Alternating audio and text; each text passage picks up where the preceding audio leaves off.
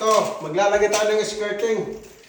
Yung kuwan natin, butt joint.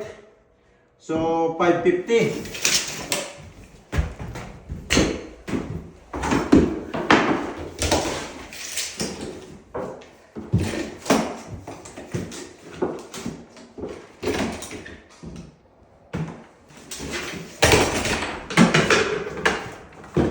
Ito, katingin natin ng miter.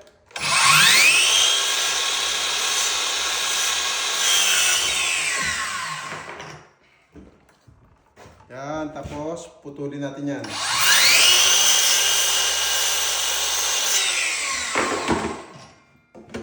Dito lang. I-guide mo yung daliri mo para hindi siya dudulas. Yan.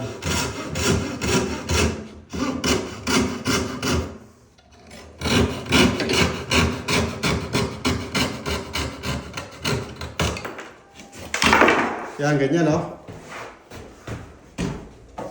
So, isukat natin.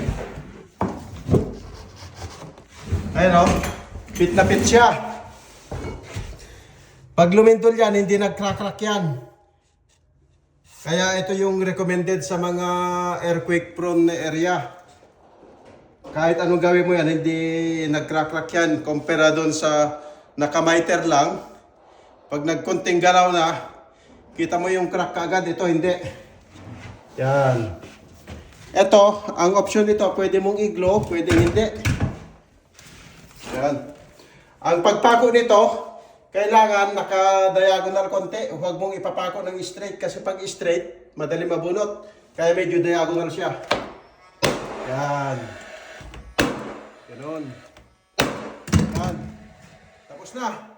Ganon lang kadali gumawa ng skirting na crack proof. Hindi basta-basta nag-crack-crack. Yun, sana may natutunan kayo. Please like and share yung video natin para maraming matuto. Yun lang. Maraming salamat.